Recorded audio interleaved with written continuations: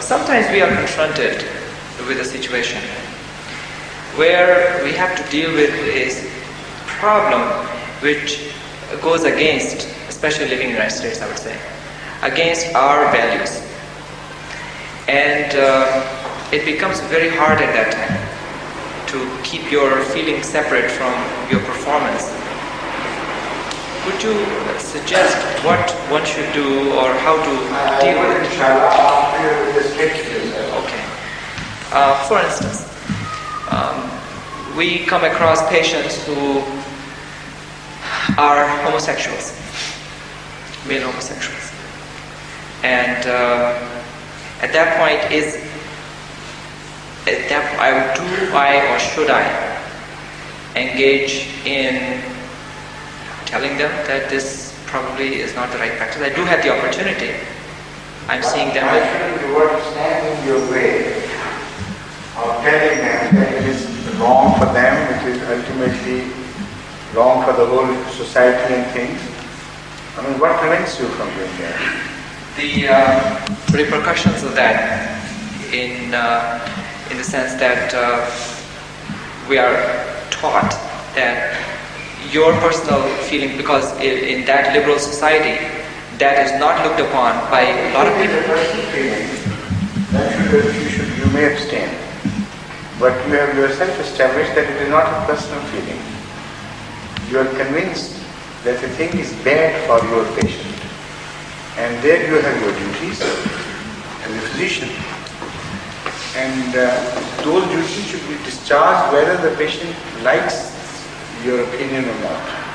For instance, here in this society, people, the doctors, professionals, tell a patient that you are suffering from that incurable disease, if he does, without any regard to the fear or that is created by that information, or hopelessness that is caused by such an information.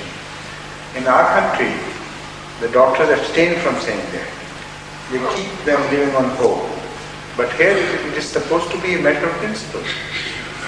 If you know the truth, as a physician or as a surgeon, it is understood that it is your duty, moral obligation, to tell the truth to your patient. If anything is injurious to him, that also is told to him. So that falls under that category. But if a patient comes to you in a different capacity altogether, and it has nothing to do with his personal violence, and you are not directly concerned with that situation, then you have no business. Only you have to preach against such evils in the society generally speaking, but not as a doctor, as a human being, as Mr. Salim perhaps. You are Salim, aren't you? Some Salim. Mahmood, no? Khalil Mahmood. Yeah, Salim is my father. Salim is your father, but you are not called Salim as well? Well, Khalil Mahmood. That's right. So, one other in the same vein is sometimes we are dealing with an old patient. Your father is good. Good.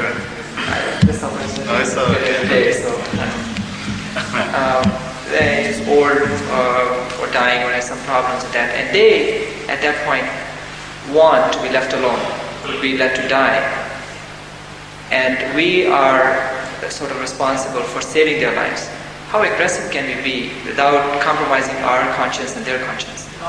You are not responsible for saving people's lives without their consent. So you are not a law enforcing agency.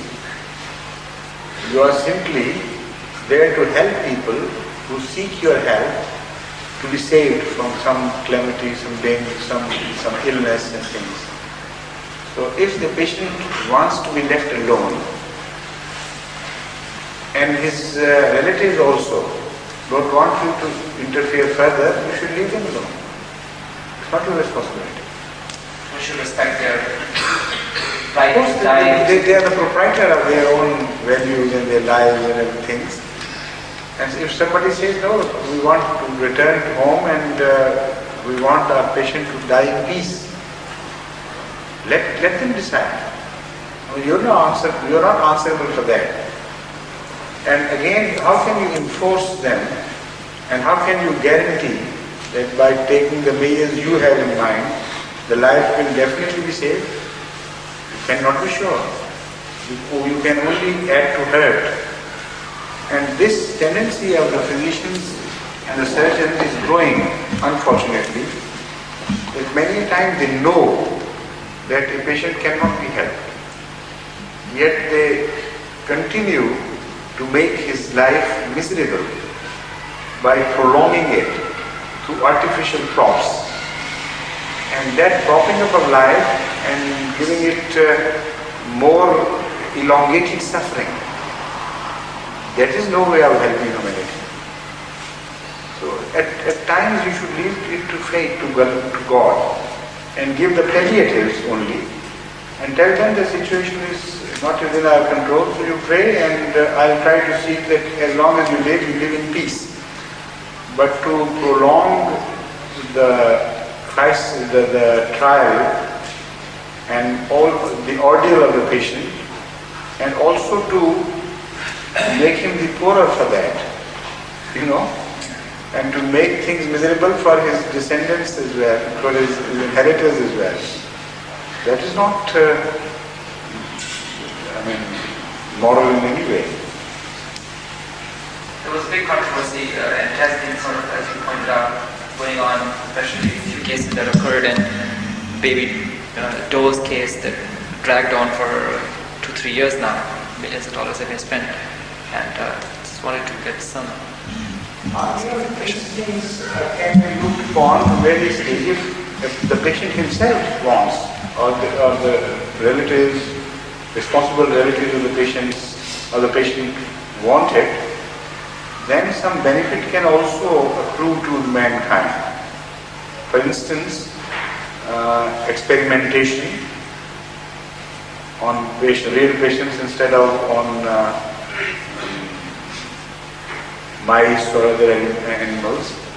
That's a good opportunity. It comes the researcher's way. So, not at all. I don't say that it is altogether useless. But human values must be maintained, and the right should be given where it belongs. That is all what I am saying. So in the case you have referred to, there is no compulsion about it. The patient is not kept alive against his or her will. Against the will of their parents. A little baby was born with some defect, and the government forced. Is that, I see, in that case, of course, they are gone. The government forced them to, the doctors to keep them alive. This is not right. This is not right. To let a patient be killed is different. If the parents want the patient to be killed, that is wrong. That is immoral on their part. But to prolong the suffering of a patient who is incurable, that is wrong on the part of the government if it does it. Although we don't expect that to happen. But they are, between no man's land between the two. Doubtful cases which fall in either this category or that, and you don't know which category. So such things are pardonable, where the decision is not very clear. One strong issue is that until we have our pure society go into effect and we are living in their system, we are asked to sort of state our position on such issues like abortion. When a young girl has become pregnant, and whether it is. The fact is that again there it is a society which is not of your making, and the laws are already made. You have nothing to do with that. You can't interfere in that. You have to follow the law of the land and avoid active participation in crime. That is all you can do. So things are not in your control anyway. Should support that movement, or? No, you don't have to do anything. Just give a good word of advice, that's all. So I think time for azan, please. Somebody should say.